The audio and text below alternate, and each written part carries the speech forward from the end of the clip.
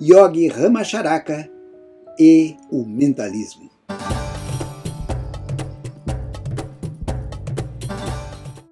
Antes de nós adentrarmos neste assunto, queria pedir para você que se inscrevesse aqui no nosso canal, se ainda não fez, que você divulgasse esse trabalho entre os seus amigos.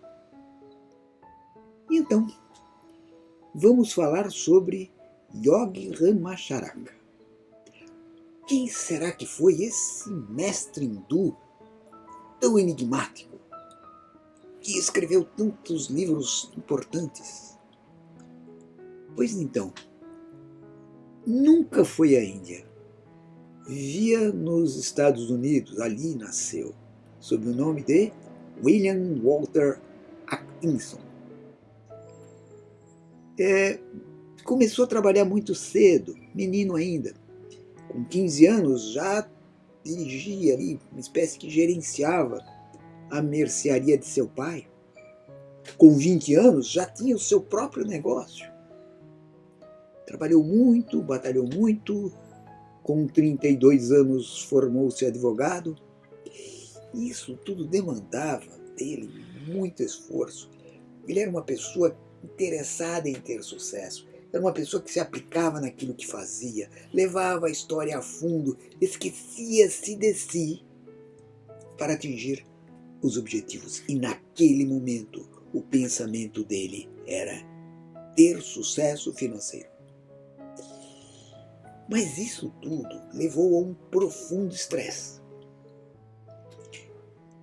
Ele não conseguia atingir exatamente o ponto de sucesso que ele havia colocado para si. Estava muito bem, mas sempre era pouco.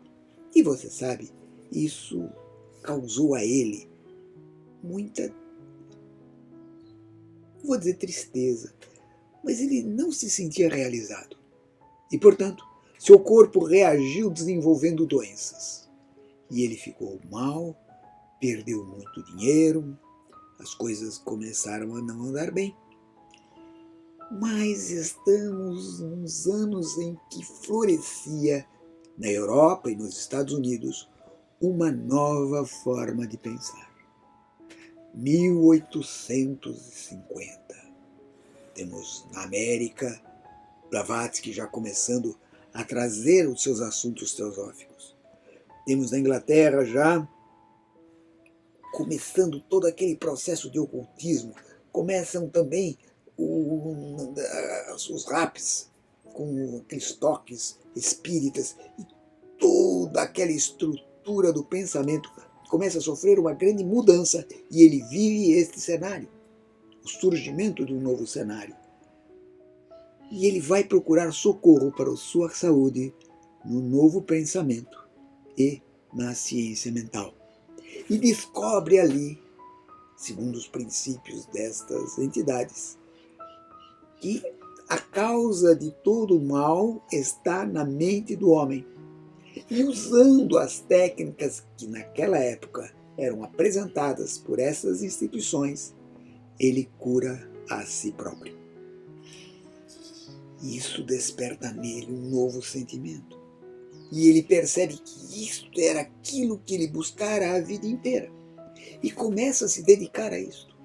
E acaba passando a fazer parte da ciência mental e do novo pensamento. Assume a direção das revistas do novo pensamento, que era a Sugestão, era o nome de uma revista, o Pensamento Avançado, o nome de uma segunda revista, e a terceira chamava-se Ciência da Mente. E, você sabe, ele ia juntando assuntos e temas, e as pessoas iam dando a ele ia publicando aquilo tudo, mas sempre falta o artigo. E ele começa a preencher esses artigos com artigos dele mesmo.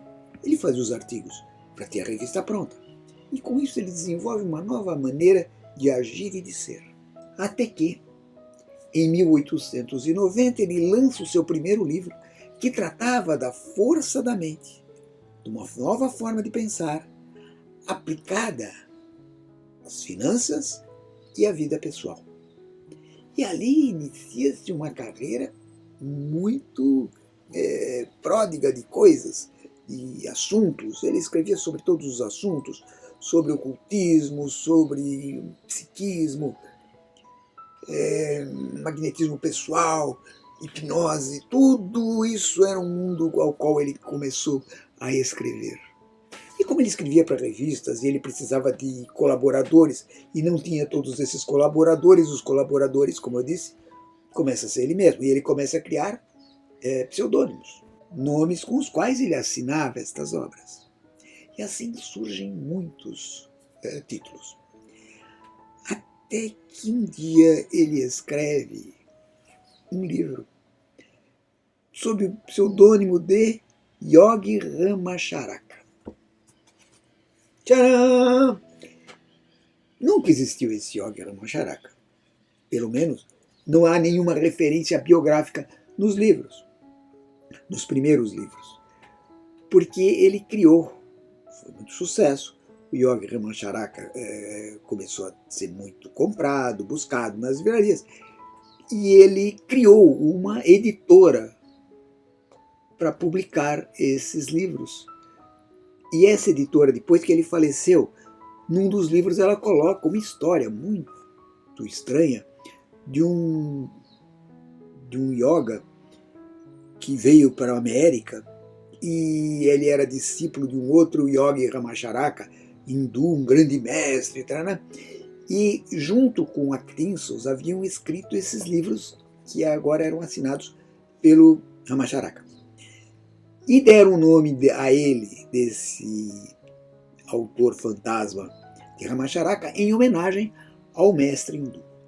Mas consta que isso é uma história meio que parece criada pela editora, que não há nenhum fundamento de verdade, que foi ele mesmo que escreveu todas as obras, mesmo porque ele escreveu todas as obras, foram com vários pseudônimos, com muito sucesso.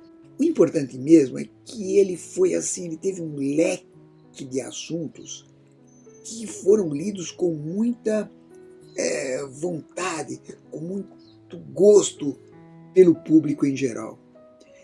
Ele vem junto com aquela onda de nova era.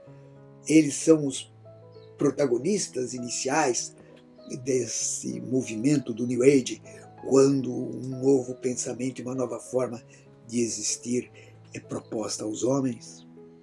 Antes, tudo isto trabalhado às ocultas dentro de sociedades secretas e agora escancaradas ao mundo para que todos tivessem acesso.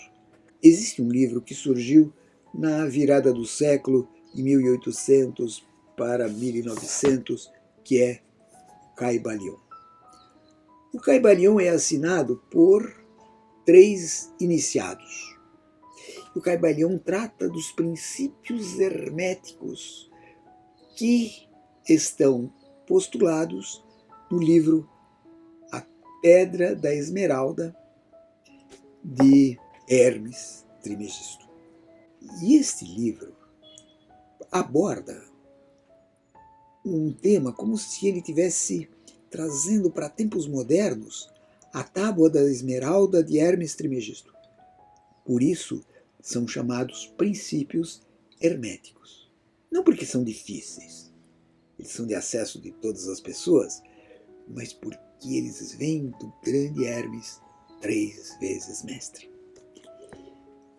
O fundamento do pensamento ocultista está aí. 7 princípios que regeram o pensamento dos antigos. 7 princípios que permitiram que os homens pudessem fundamentar toda a sua maneira de pensar, sua maneira de existir, sua filosofia. Se você ainda não leu esse livro, Kybalion, está perdendo. Mas eu vou dar um spoiler para você, rapidamente.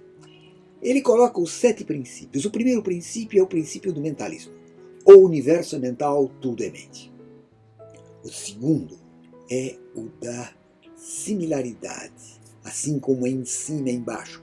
Esse é o segundo princípio. O terceiro princípio é o princípio da vibração. Tudo vibra, tudo se move, nada está parado no universo. O quarto princípio é o princípio da polaridade.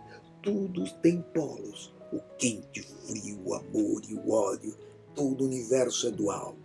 O quinto princípio é o princípio do ritmo.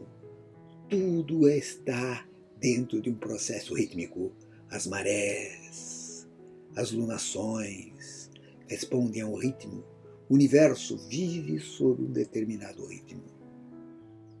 Depois temos a lei do gênero. Existe o masculino, o feminino, que são o pai e a mãe, o grande pai e a grande mãe criadora.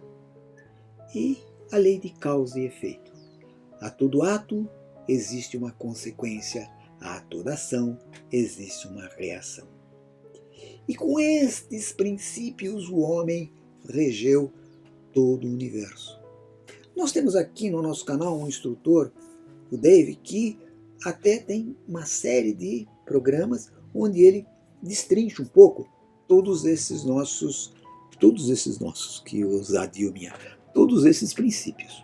Então, este livro, com 3 iniciados, um deles, o principal, é atribuído a Ramacharaka, sob o nome de Atkinson, porque ele foi o responsável por isso. Nós tivemos, num capítulo anterior aqui dos mestres mentalistas, o Cole, que foi também colocado, por ter sido discípulo de Ramacharaka, como uma das pessoas, um dos 3 iniciados.